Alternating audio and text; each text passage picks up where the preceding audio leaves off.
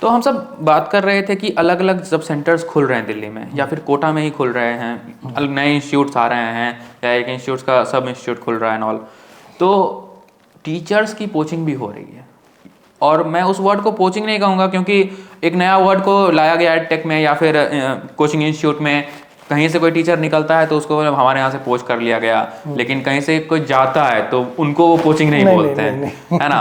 तो वो सही है उनके लिए, लेकिन वहीं हिपोक्रेटिकल हो जाते हैं। मुझे लगता है कि सेल्फ ग्रोथ का पार्ट है, एक दूसरे के साथ जा सकते हैं डिपेंडिंग अपॉन द सिचुएशन। लेकिन आपको क्या लगता है कि सैलरी पे इसका क्या असर होता है? मतलब निश्चित तौर पे पॉजिटिव असर होता है। मैं जानना चाहता हूँ कि कितना पॉजिटिव असर होता है किसी भी एक फैकल्टी के सैलरी पे जब वो एक इंस्टीट्यूट से दूसरे इंस्टीट्यूट जाते हैं। देखिए, वो डिपेंड करता है केस टू केस और लोकेशन टू लोकेशन। और फ़ायदे हुए हैं, बहुत अच्छे फ़ायदे हुए हैं लोगों को, लेकिन लॉन्ग टर्म में अगर हम इंडस्ट्री के पॉइंट ऑफ व्यू से बात करें तो ये बहुत पॉजिटिव नहीं रहा है। और हमेशा से, और पोचिंग की बात कीजिए तो हम कहेंगे शहर ने पूरा गांव को पोच कर लिया। तो ये तो हम भी तो घर छोड़ के आए हैं यहाँ पर काम करने के लिए। तो अगर इस तरीके की बात की जाए कि मूवमेंट ही नहीं, आदमी की फितरत में है मूवमेंट, वो तो जब से आदमी का डेवलपमेंट हुआ है तब से वो मूव कर रहा है। कहाँ पर आदमी का जन्म हुआ, कहाँ पर वो रहा है, और अपने खाने के लिए तलाश में, फिर जीने की तलाश में वो मूवमेंट करता रहा है। तो हमेशा बेहतर के लिए कोई काम करता रहता है। लेकिन एक एथिकल मूवमेंट जो होता है वो सही माना जाता है। और एथिकल मूवमेंट हम इसमें ये मानते हैं कि एक सेशन होता है, जैसे हमारे यहाँ एकेडमिक सेशन होता है, तो एकेडमिक सेशन के एंड में अगर किसी तरीके का मूवमेंट होता है तो हम उसको एथिकल मानते हैं, और मिड में अगर होता है तो हम उसको एथिकल नहीं मानते हैं। क्योंकि बच्चे के मन में बहुत से डायलेमा हो जाते हैं, ठीक है, और बच्चा कनेक्टेड फील करता है अपने टीचर के साथ। और मिड में अगर टीचर मूव कर जाए तो बच्चे के साथ ये होता है कि भाई हम उनको उनके साथ जाना है कि इंस्टीट्यूट के साथ रहना है, 2 टीचर वहाँ चले गए, 1 टीचर यहाँ है, अब क्या करें हम। तो इस तरीके की बहुत से झंझावात जो है दिमाग में बच्चों के आते हैं। तो सेशन के एंड में अगर इस तरीके की चीज़ें हों तो बुराई नहीं है, लेकिन अगर सेशन के मिड में हो रहा है तब तो बुराई है इसमें ज़रूर। मैंने खुद फेस किया है, सेशन के मिड में ही फेस किया है। तो निश्चित तौर पे आप उस चीज़ को अच्छा नहीं मानते हैं? नहीं मानते, बिल्कुल नहीं मानते।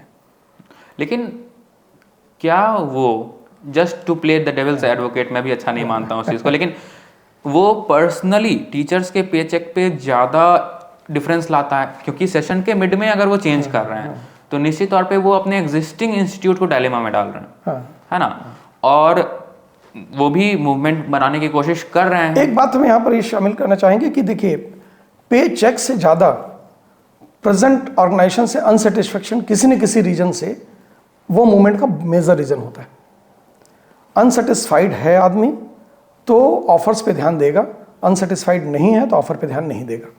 क्योंकि इतना ऐसा नहीं होता कि 10 गुने का अंतर आ जाता है।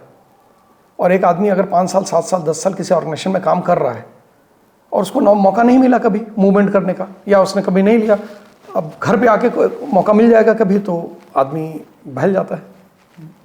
तो कभी कभी तो ऐसा कहा जाता है कोचिंग इंडस्ट्रीज में, चूंकि मैं भी एक स्टूडेंट था, कि बच्चों के बीच में अलग अलग तरह की बातें होती हैं कि टीचर्स कितना कमाते हैं या फिर टीचर्स किस तरह का घड़ी पहनते हैं। अरे हम आपको बता रहे हैं कि आज बच्चों को ज़्यादा पता है। मेरी सैलरी शायद मुझको ना पता हो, बच्चों को पता हो कि सर इतना कमाते होंगे, सर इस गाड़ी से चलते हैं, सर का यहाँ घर है तो वहाँ घर है। कोटा में ये सब बातें बहुत कॉमन है। तो जो बच्चे ये सब जानते हैं उनका रिजल्ट भी नहीं आता है कभी। हाँ, वो लोग ऐसे वैसे बातों में ज़्यादा इंटरेस्टेड रहते हैं, क्योंकि वो उसी में एंजॉय कर रहे हैं, वो पढ़ाई को एंजॉय नहीं कर रहे हैं। और जो बच्चा पढ़ने वाला है उसको ये सब पता ही नहीं है दुनिया में क्या हो रहा है, उसको और दुनिया की खबर ही नहीं है। वो अपनी धुन में रहता हूँ, मैं भी तेरे जैसा हूँ जैसा। तो एक तो इंसिडेंट हुआ, आई थिंक सिर्फ एक ही ऐसा इंसिडेंट हुआ है मेरे नॉलेज में, कि एक फैकल्टी को, कोटा के एक जाने माने फैकल्टी को, जो कि आज एक बहुत बड़े इंस्टीट्यूट के फाउंडर हैं, एनवी सर, नितिन विजय सर, बहुत ही अच्छे फैकल्टी हैं। उनको एक इंस्टीट्यूट कभी, जिसका मैं नाम नहीं लूँगा क्योंकि बहुत सारी बातें हैं, वो ब्लैंक चेक दे दिया था उनके, जब वो यंग थे। और मतलब एनवी सर अभी भी बहुत यंग हैं, लेकिन वो जब शुरू कर रहे थे और जब इंस्टीट्यूट को जस्ट खोले ही थे या फिर कुछ वैसा सीन था, तो एक ब्लैंक चेक दे दिया कि जो भरना है भर लो और हमारे साथ आ जाओ। क्योंकि एनवी सर का जो बच्चा का मूवमेंट था, मतलब वो वश में कर लेते हैं बच्चों को पढ़ा के। नहीं, कोटा में इस तरीके का मूवमेंट कई टीचर्स में रहा है। आरकेवी सर ने भी जब बंसल से रेजिडेंस ओपन किया था 2001 में, तो उस वक्त भी अच्छा मूवमेंट हुआ था। और कोटा में बच्चे एक जगह रहते हैं ये और किसी शहर में पॉसिबल नहीं है। ये कोटा में पॉसिबल है क्योंकि कोटा में एक जगह बच्चे रहते हैं, वहाँ पर सारे टीचर्स हैं, सबको डे टू डे लाइफ में बच्चे देखते हैं।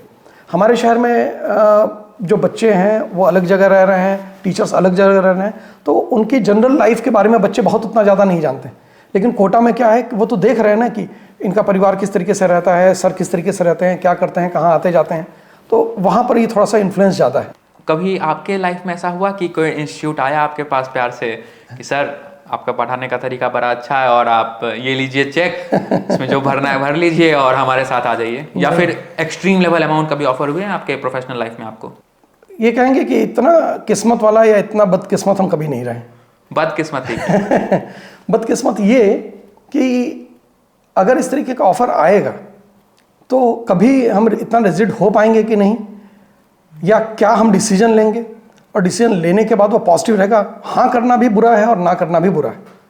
ना करने के बाद पछतावा नहीं होना चाहिए, और पछतावा नहीं होगा ये कैसे हम अपने आप को कंट्रोल कर सकते हैं। और इनकार किया है मैंने ऑफर्स को, अच्छे ऑफर्स को इनकार किया है, मतलब लेकिन इस तरीके का ब्लैंक चेक मुझे कभी किसी ने दे दिया हो तो ऐसा नहीं हुआ है कभी। कभी आप मतलब उस डिलेमा में नहीं जीना चाहते कि एग्जैक्टली क्या होगा, अगर मैं चला जाऊं तो फिर यहाँ से क्या होगा, या फिर मैं नहीं जाऊं तो रिग्रेट वो है? हाँ, ये रहता है। लेकिन ये कि दो चीज़ें हम हमेशा से मैंने फॉलो की हैं, और ऑलमोस्ट 2007 से मैंने अपना पहला ऑर्गेनाइजेशन, कॉर्पोरेट ऑर्गेनाइजेशन ज्वाइन किया था, और तब से मैं 2 ही ऑर्गेनाइजेशन में काम किया हूँ लंबे लंबे समय तक। लेकिन कभी भी मैंने मिड में नहीं छोड़ा है सेशन को, और जिस सिटी में मैंने छोड़ा है किसी ऑर्गेनाइजेशन को, सेम सिटी में कभी दूसरा ऑर्गेनाइजेशन नहीं ज्वाइन किया आज तक। मैंने इवन सिटी तो छोड़ी, मैंने स्टेट ही चेंज कर दिए। मैंने दिल्ली से छोड़ा था, कलकत्ता में ज्वाइन किया था, कलकत्ता से छोड़ा तो भोपाल में ज्वाइन किया, भोपाल से छोड़ा नागपुर ज्वाइन किया, नागपुर से छोड़ा तो वाराणसी ज्वाइन किया। तो कभी इस तरीके का मतलब वर्क का लालच, काम का जो करने का तरीका जो है वो अपना एक रहता है, उस तरीके का मतलब अपनी शर्तों पे मैंने काम किया है। और अपनी शर्तों पे, जिसको बोलते हैं ना कि अपनी हस्ती से हो जो कुछ भी हो, आगे ही गर नहीं गफलत ही सही, गालिब ने कहा है। तो अपनी हस्ती से जो छोटा भी मिलता है वो ज़्यादा सुखद होता है, और उसका लॉन्गिट्यूटी भी ज़्यादा होती है। लेकिन अगर on a serious note overall compensation की बात की जाए, मॉनेटरी कंपनसेशन की बात की जाए अभी कोचिंग इंडस्ट्री में, of course we will not ask the numbers to you, but overall कैसा है सीनियर फैकल्टीज़ का, या फिर मतलब अच्छा है या? देखिए, इस इंडस्ट्री में पेमेंट अच्छा है। अगर हम पूरे हिंदुस्तान में देखें एवरेज सैलरी अगर 1 लाख के ऊपर कितने लोगों की है, तो आप देखिए तो इस इंडस्ट्री में पेमेंट अच्छा है, लेकिन बहुत डिमांडिंग भी है। अगर कोई इसमें केवल सैलरी के रीज़न से आ जाएगा कि नहीं इसमें पैसा अच्छा मिलता है तो हम पढ़ाना शुरू कर दें, तो वो कभी भी इसमें ग्रोथ नहीं कर पाएगा बहुत अच्छा। आपको पढ़ाने में मज़ा आता है, आपका पैसा ग्रो कर जाएगा, उसके लिए आपको एफर्ट करने की ज़रूरत नहीं पड़ेगी, और कोई लिमिट नहीं है पैसे की जो आपको सेटिस्फाई कर दे। आप ऑर्गेनाइजेशंस को देख लीजिए, जो सबसे बड़े ऑर्गेनाइजेशंस हैं वो नए सेंटर्स क्यों खोलते हैं, नए एरिना में क्यों घुसते हैं? उनको भी तो एक्सपेंशन करना है। जब ऑर्गेनाइजेशंस में सेटिस्फैक्शन नहीं तो इंडिविजुअल लेवल पे इंसान कैसे सेटिस्फाइड होगा? So no offer is big enough. तो इस तरीके का वो गॉडफादर में एक डायलॉग था ना कि I am going to give him an offer which he can't refuse.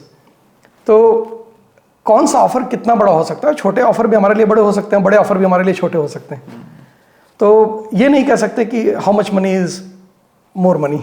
Godfather की अगर बात चल ही रही है तो गॉडफादर हमेशा सिर्फ मॉनेटरी ऑफर्स नहीं देते थे, हाँ। बहुत सारे इधर उधर के भी काम किए जाते थे। पूरा इकोसिस्टम जो डेवलप हुआ था गॉडफादर में।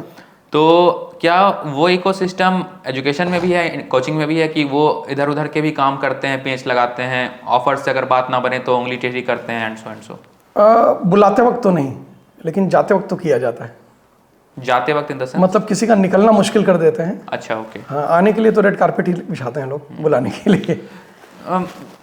लेकिन एक हम अपना जरा एक्सपीरियंस अगर बताएं तो 2 इंडस्ट्रीज अगर हम कोचिंग इंडस्ट्री में बात करें, नीट और जेई की बात करें, तो एक तो साउथ का है। नॉर्थ इंडिया में अगर आप देखिए तो 2 सेंटर्स हैं, एक कोटा है और एक दिल्ली की। सारे ऑर्गेनाइजेशंस यहीं के हैं।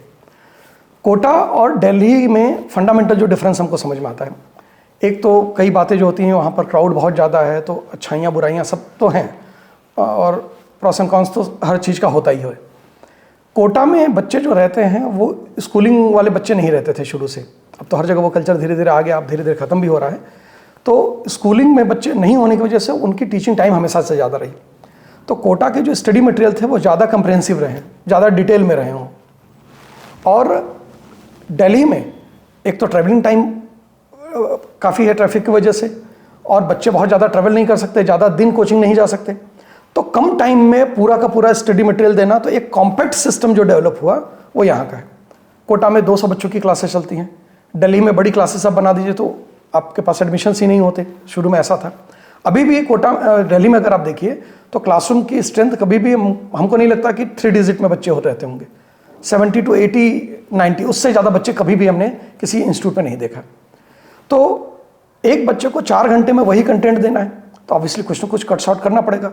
तो ज़्यादा फियर्स रहा है कंटेंट हमेशा दिल्ली का, क्योंकि नंबर ऑफ क्वेश्चन कम है और उससे पूरी चीज़ों को कवर करना। और कोटा में टाइम इतना ज़्यादा रहा है कि टीचिंग टाइम हमेशा रहा है, तो टीचिंग टाइम अच्छा हमेशा से कोटा में मिला है। कंटेंट ज़्यादा हमेशा रहा है वहाँ पर, तो ज़्यादा कंटेंट एवरेज बच्चे के लिए बोझ भी बन जाता है। तो टू द पॉइंट बात करने से होता क्या है कि एवरेज बच्चों को समझ में भी नहीं आता, और ज़्यादा दे दिए उसको तो वो भी उसके लिए प्रॉब्लम है। लेकिन क्या यही जो फ़ायदा है कम्प्रिहेंसिव कंटेंट जो कोटा का है और यहाँ का जो शार्प कंटेंट है, कभी यहाँ पे कब हम सब स्लिपरी स्लोप में वो शॉर्ट कंटेंट को शॉर्टकट्स में चेंज कर दिए, और कब सिलेबस को जल्दी खींचने के चक्कर में कम दिन में ही, मतलब जब समझ में आ रहा है और नहीं आ रहा है कोई उससे मतलब नहीं है, लेकिन फैकल्टी और स्टूडेंट के बीच में गैप आ गया और वो गैप मैनेजमेंट लाया क्योंकि सिलेबस जल्दी जल्दी खींचना है। क्या आपको ऐसा लगता है कि दिल्ली में ज़्यादा है रादर देन कोटा? किसी एक इंस्टीट्यूट के बारे में नहीं बल्कि ओवरऑल पर्सपेक्टिव। नहीं, दिल्ली की बात हम नहीं करेंगे, किसी भी सिटी के जो सेंटर्स हैं, कोटा के भी जो ऑर्गेनाइजेशंस हैं उनके जो सिटी सेंटर्स में मोर और लेस कहानी वही है। कोटा जैसा टाइम और किसी शहर में नहीं दे सकते, क्योंकि बच्चा अपने घर पे रह रहा है। बच्चा कोटा में जब रहता है तो उसका सिंगल मोटो क्या होता है, केवल स्टडी करना। तो उसको सुबह शाम जो सोच रहा है, चाय की दुकान पे जा रहा है, खाने बैठ रहा है, तो हॉस्टल के उसमें डाइनिंग हॉल में भी वही बातें हो रही हैं। लेकिन जब बच्चा अपने घर पे रह रहा है या सिटी के किसी जगह पे रहता है तो पूरा का पूरा उस माहौल में एब्जॉर्ब नहीं रहता है।